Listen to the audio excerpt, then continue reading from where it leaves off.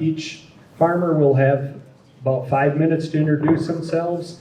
And then what we're looking for is questions from all of you. I've got a couple questions in my mind I can ask them, but it's really going to hinge on what you guys want to learn about from the experiences that we have up here. So if you don't want to listen to me, come up with some questions.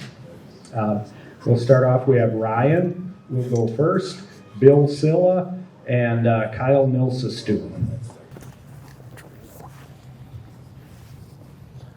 All right, thank you. Good morning, everyone. My name is Ryan Guza. Along with my wife, Amber, we have a farm that we call Buck Moon. Little backstory on that really quick. We are not conventional farmers with crop rotation and anything like that. Our primary enterprise is garlic.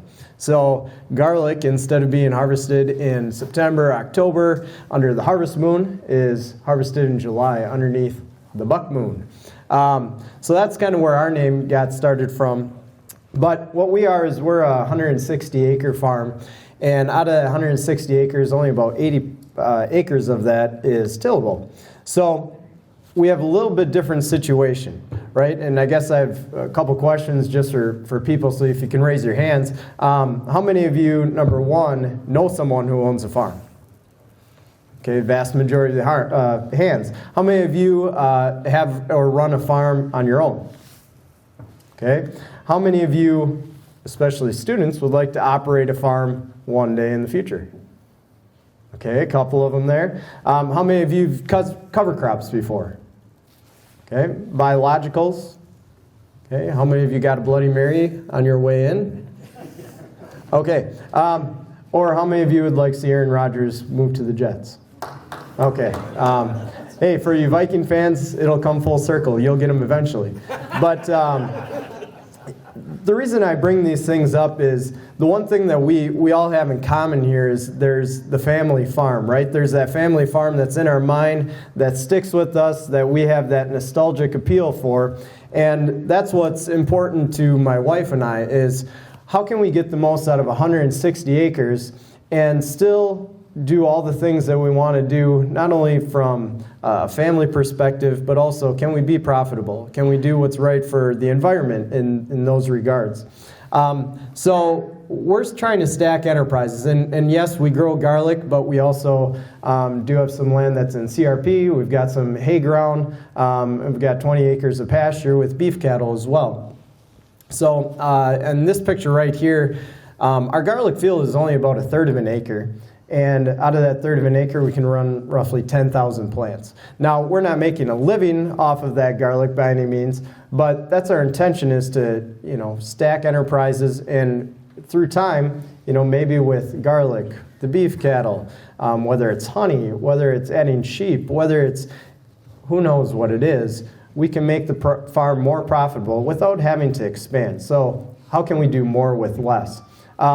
Outside of farming, I work for Pilgrims in Arcadia. I'm the complex environmental manager, and my wife is a high school science teacher, way smarter than I am. So she's the brains behind the operation, but it takes that team, and it's collaboration. So our main goal is how can we encourage ecological health on our farm while being profitable at the same time.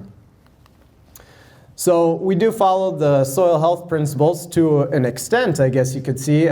So soil health principles we take from the Soil Health Academy, but context is everything, and we've talked about that. Everybody who raised their hand that knows somebody who has a farm or who has a farm themselves, we have to take into consideration where we are, right? What's happening in Iowa or southern Minnesota is quite a bit different than what's happening here in Trempealeau and Buffalo County. We have to incorporate different enterprises because we're not going to be able to just run, say, small grains or everything like that. It's best to incorporate multiple enterprises. So context is everything. I obviously screw up on number 2, do not disturb the soil, because with the garlic field we do till the garlic field prior to planting. But with that, I am trying some different things. So on the left here is the field prior to planting, but what I've started to incorporate is actually broadcasting oats within our garlic field. So right away I can cover that field initially. We get a little bit of growth prior to the first frost, so we actually we plant that in October, and then we're trying to mix it up, right? We're adding multiple different cover crops, whether that's with radishes, clover. I interseed clover in between our garlic rows, and then just what I've found from that is, as we've incorporated more covers, as we've changed things up, it seems like our garlic crop continues to get healthier. So going with that, we also do some holistic plant grazing. That's been a big focus of ours, and it's a lot of fun. I can talk more on that too once I let the other two introduce themselves as well.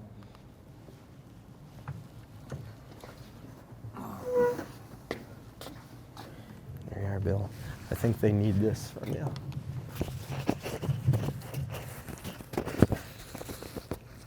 Here now.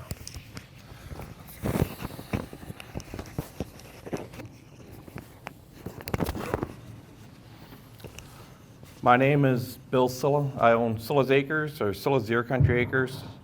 I'm a cash grain farmer, poultry. I do custom poultry house cleaning, poultry service. I got into covers. I started farming actually in 2008, 2009. My dad always farmed. I was a highway construction worker. When he passed away, that's when I started farming.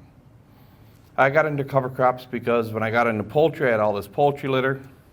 And what am I supposed to do with it? And hopefully this is right. We tried starting covers. One year we partnered through our group with Allied, and we spread cover crop seed and sanding beans.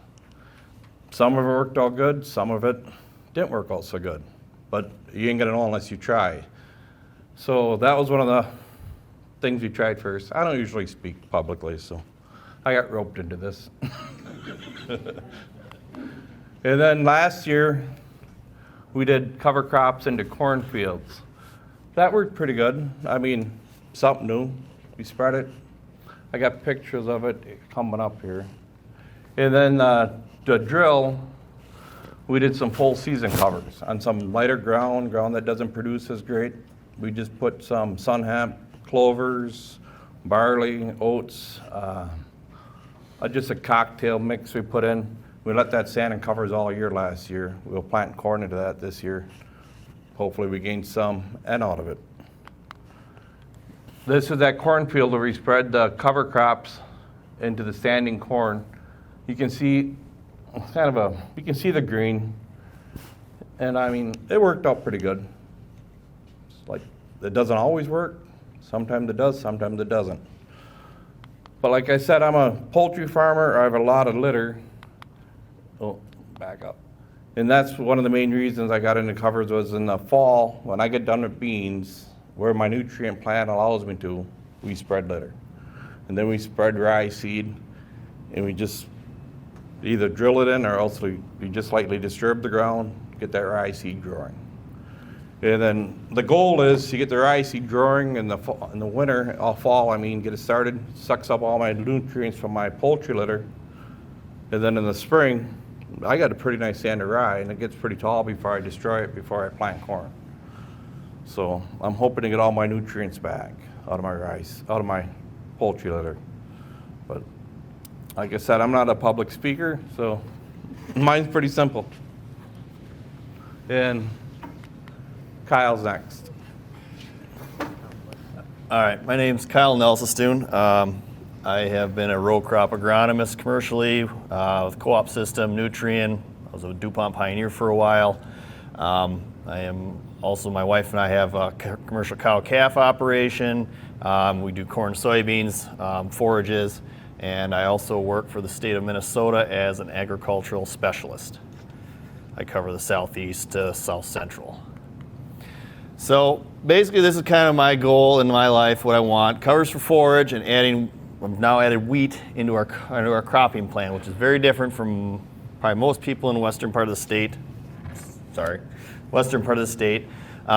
Eastern part of Wisconsin, a lot of small grains. It's part of their rotation quite a bit. Over here, not so much, just because our weather doesn't work so well for it. We do corn silage for our cow-calf operation. Can't beat the tonnage. High quality feed, 10, 12 tons of dry matter per acre. Good energy for the beef cows, for the young calves. Then we established, this is a picture of the winter wheat we currently have in the ground, taken about 3 to 4 weeks post-planting, no-tilled into soybean stubble. But I do the same thing with rye, following corn silage or my soybeans. This is my first year right now, is my first year with wheat. I'm working with a buddy of mine who's an agronomist with a company that specializes in wheat in this state. Here's a picture from last year. I got some deer in there, but this is where we took corn silage off. There's bare soil after the corn silage, and then I no-tilled in about 100 pounds of rye immediately behind the trucks. And this is what it looked like, I think, last week of March, first week of April, roughly. It's about 4 to 6 inches tall. First green thing in the valley. And here's a picture of me cutting another rye field, I think probably around the 20th, just before the holiday there, end of the month, end of May. And you can kind of see a little brown, I don't know if there's a little brown wedge up above everything. That's a cornfield that had corn that's 4 to 6 inches tall. So that rye is chest high on me, and I'm about a little over 6 foot. So, I mean, we got a lot of biomass, a lot of ground cover right away. We actually ended up, one field we did to beans, no-tilled beans into that, and we got like 50 bushel beans planted in that first week of June. And this field I actually went to a new seeding. I'm experimenting with a clover, alfalfa, and a perennial grass mix with like Fistolium and a couple other improved grass species. So we're seeing how that works. The deer love it, I can tell you that much. Where I'm going right now, and here's where I like to give people numbers. Being an agronomist, I got to prove my worth to you guys. Target yield right now is 70, 80 bushel. I've been told confidently I'll probably get more than that on the yield of wheat. Straw, 4 to 5 bales per acre. Then we're going to be mixing in, immediately following me getting the bales off the field, we're mixing in forage oats, crimson clover, and hairy vetch as my winter feed / cover crop. I'm going to harvest the oats and clover as baleage probably October, November time, depending on when I first start to see a few heads on the oats show up. And then next spring we'll terminate the vetch. The crimson clover will self-terminate over winter. The vetch hopefully will come back and be a pretty nice thick mat. And we'll terminate that probably in April, a week to 10 days before we plant. And I'm targeting hopefully to replace 40 to 70 pounds of commercial applied N. Hopefully. And here's some numbers that I've got roughly figured out. 80 bushel wheat at $6.50. Wheat's probably closer to $6 now, but I've got some stuff over 7. Straw bales, 4 bales an acre, $55. That's kind of going off what this year's prices have been on bedding. Baleage, the oat clover baleage bales, I'm figuring out $50 if I want to sell them. Those are going to be fed to my cow-calf operation. I really love oats. I love feeding oats for beef cows. High quality feed, good tonnage. And it will do well in the fall. With a fall seeded oat, you want as late in maturing as possible so it doesn't hurry up to put a head on. And the nitrogen credit, I'm figuring 60 pounds is 65 cents a unit of N. That's roughly $600 urea right now, which is roughly where it's at. And then the bolded one in is, I'm figuring probably about a 15 bushel kicker on corn yields versus even soybean ground. I've been told wheat is one of the best crops to follow. Follow corn, or for corn to follow, plus planting that legumes and that really nice seeding, seed bed should hopefully help it out. Minus that $82.50, I got $979 an acre return before any costs, obviously. But we're in corn country on these numbers, and that's utilizing forages for feed, taking that nitrogen credit into putting that a dollar amount on it. You could take that $39 or $40 and move it to next year on your corn crop if you wanted to, but I figure for simplicity's sake, $979. And then, if you want to do a 2-year program, add that to $82.50 into your budget as well. So hopefully it works out that well. Yeah, so the question was, where am I marketing the garlic? And that's a big part of, if I'm going to do something different, I have to also market it differently. So I could sell to some of our large grocers. They'll give me $2.50, $3 per pound. I do market it all ourselves. We will do a couple of farmers markets. We've sold at, say, Ashley for the Arts, but a lot of it, what we get is just by having a website presence and an online presence. We'll get calls for a lot of garlic seed just in people's backyards, but also that people are interested in a new product, right? So majority of people think that garlic is only in the grocery stores. Well, we can grow it here in the Midwest as well.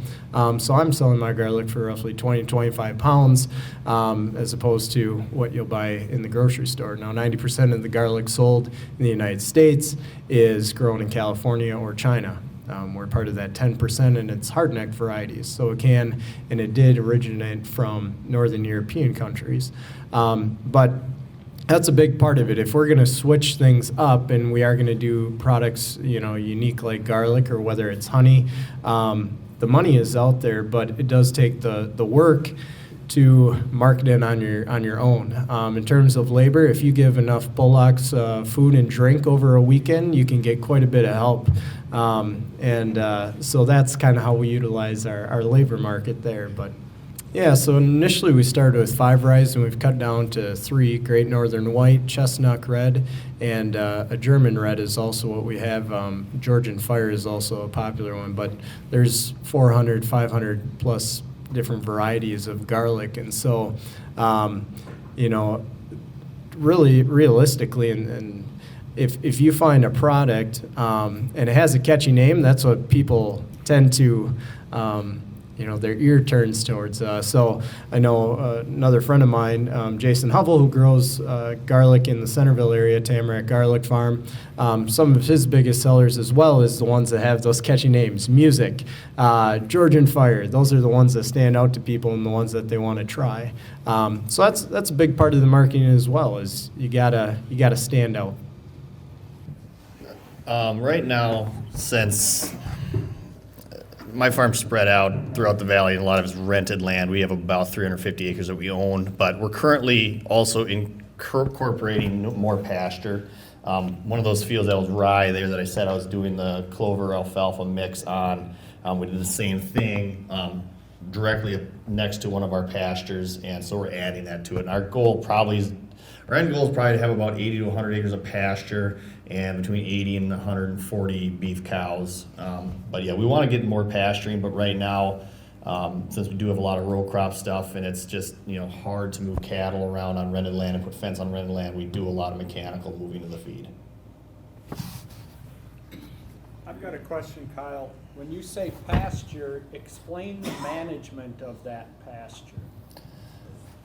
Talking to Ryan a little bit about that earlier. A chunk of our pasture right now is the old school Wisconsin golf course pasture. I'm going to flat out admit to that. It is what it is. But our new stuff, our improved stuff, we're going to more of a middle management. I know a lot of guys have success with the high intensity stuff. I don't have the time, but I've seen really good success with that program as well. We're going to be trying to fit paddock sizes that will move our cows every 3 to 5 days.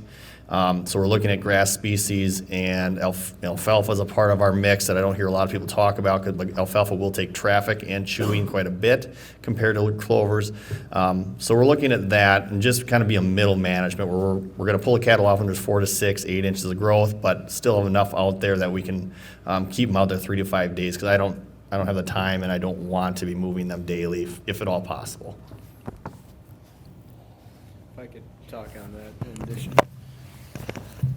So, yeah, my pastures looked oftentimes like Kyle's did with the golf course mentality, as short as it could get. It seemed to going into winter. But I do incorporate the managed intensive grazing and holistic that, was kind of that Alan Savory, if you ever tune into YouTube, Greg Judy process. And it really is amazing when you're just looking at the context of what your fields are and you're responding to the environment and to your cattle, the amount of grass that I grew here the last 2 years was incredible. And I am doing daily moves with polywire, but as the technology advances, even with GPS systems, with companies like No Fence, we have the ability then to move cattle just via our phones, right? And that's something that I'm going to look into more. But like Kyle said, if we change our management practices, the biggest thing and the outtake from it is we can see differences. And one of my successes here, not this winter, but the winter prior, is I thought, well, I'm going to try and graze throughout the winter. And so I did. I stockpiled my pastures, about 12 acres, from August on until I put 6 bred heifers in late October. I fed my first bale in April. They maintained condition. The calves that they threw, they didn't calve in February or March. That wouldn't work. So I had to change up my breeding season as well and my calving season. So now I'm calving later in May and June. And so it's just changing things up. And I've seen a lot of success with it, but there's a lot of learnings with it as well. The question was, how do we handle the litter out of these barns? The poultry service that I perform is they call it housekeeping. I got a machine, we go through the barns. It takes all the cake, feathers, just all the dirty litter. All I leave in the building is a clean litter. And as far as what the farmer does with it after I get it outside for him, that's his. So everybody does it different. Some guys only poultry farm and they sell it to the neighbor, sell it to organic guys, sell it wherever. But I just basically go through and just remove the dirty litter. So far, I don't really think I've had a failure yet. I will admit I do struggle to get the rye off in time. Last year, we went from good planting conditions to wet to hot and dry like now. And the rye was ready to go. I was going to cut. Looked like rain. I held off a day. We got some rain. I didn't want to go back into the field and damage it. So then we got 90 degrees for 3-4 days, and all the heads went from a couple heads to all heads. I got beef cows. They grind it up, put it through the cow. It's really not a big deal, but that is a challenge.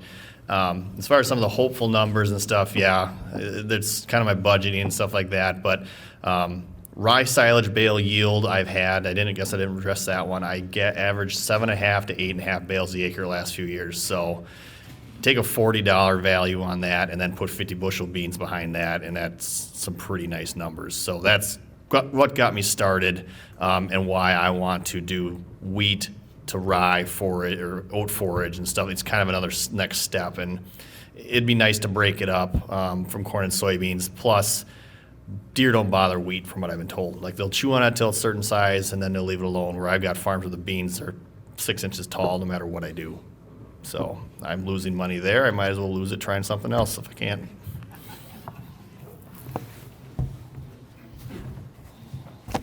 What was the question? Successes and failures. Like I said, the reason I got into the cover crops was to maintain my nutrients from my poultry litter. So my goal is that when I spread my rye seed, I spread my litter. The rye grows, sucks up all my nutrients. And then in the spring, I kill off my rye, get my nutrients back. I hate just tossing litter out there in the fall because I got to get rid of it in the fall before winter. And seeing it all just go down to run away. At least this way, if they get something growing, keep something green, the soil's getting better, you got organisms out there, you're sucking up all the nutrients from your litter, and hopefully get it all back, a majority of it back the next summer. And it slowly releases it as it rises and decaying, you're slowly releasing that into the following year's crop.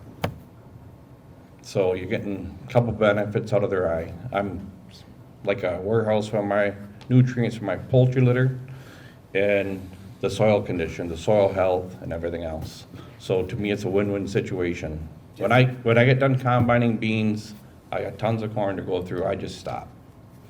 Cover crops got to get in, litter's got to get applied, and everything has got to get done in order. Corn's got to wait. I got to take care of my litter, take care of my soil health, and get all that done first. No. Do you require less fertilizer, you think? Yeah, since I started doing this, my fertilizer where I spread my litter in the fall, I've cut way back on. I even changed my poultry litter application equipment. I went to a Kuhn PS160. It's got a pro spread attachment on the back. I spread 50 feet wide. I do it all with guidance. I don't throw chunks of litter out there bigger than a 50-cent piece. So the smaller the chunks of litter, the more readily available it is for the rye to start soaking it up. And if you throw a big chunk of poultry litter out there, you got a big chunk of dead space. Nothing grows there. So the more precise you can be spreading it, the better the application system, the better you can do. Bill, what's your application rate of litter and rye seed? Oh, boy. My poultry litter application with my PS160, I can get down to 1.5 tons. I can get down to 1 ton if I want. I can slow that spreader right down. And my rye seed, I usually throw out about 40 pounds an acre, 50 pounds an acre. So, I don't know, that's not quite a bushel in it. That's not quite a bushel an acre. And I get a pretty nice green stand. Usually I got some pretty nice looking rye. Yeah, I guess just our success failures. On the farm, my dad bought part of the farm that we live on now in 98. And since 98 to about 2019, the farm was always row cropped, corn, beans rotation. And the reality of the context is it's hilly, highly erodible in majority of the land. And so it was just, I think, our greatest context or success was changing that context. Okay. Maybe we shouldn't be row crops. Maybe it should all be in grass and hay and cover. Maybe it should be pastured. And since that change, I don't think we'll ever go back to row cropping on our farm. So that was the greatest success, I think, is just changing that context and understanding we need to change it up if we're going to be successful. And mostly, what does success look like for our short term, but how can my kids, my grandkids, and the generations that follow, get the same joy and livelihood off of our farm? And that's with us being cognizant of what we're doing with our practices. Failures, I think, there's a number of them. Number one, it's investing too much and thinking that you've got the plan figured out initially with. For me, it was cattle breed. Bigger cattle, bigger beef cattle, the better 1,600-pound Angus beef, that wasn't the better situation for me. So after that initial investment, now it's changing my breed a little bit more and the size of the cow that I want, which is closer to that 1,200-pound cow, and changing the breed to more British white. We've got a mix of some Devon and some poles as well, short red poles. So just changing that context, I think, has been the greatest success for us.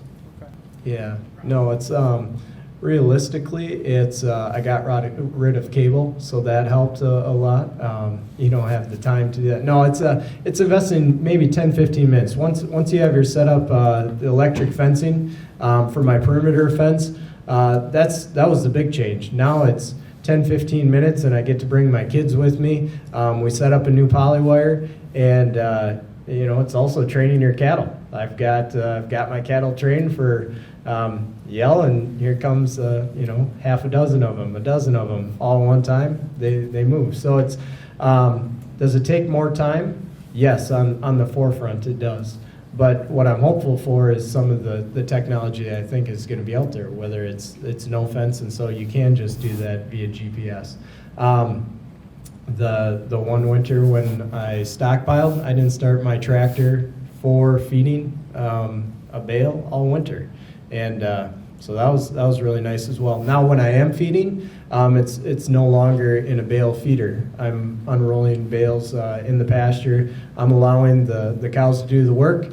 I like Greg Judy's mention of it. Look at every cow pie as $1, right? So if they're doing the work and they're spreading that fertilizer throughout the field, it's one less thing that I have to do as well. Okay, thank you. Please give our panel a round of applause.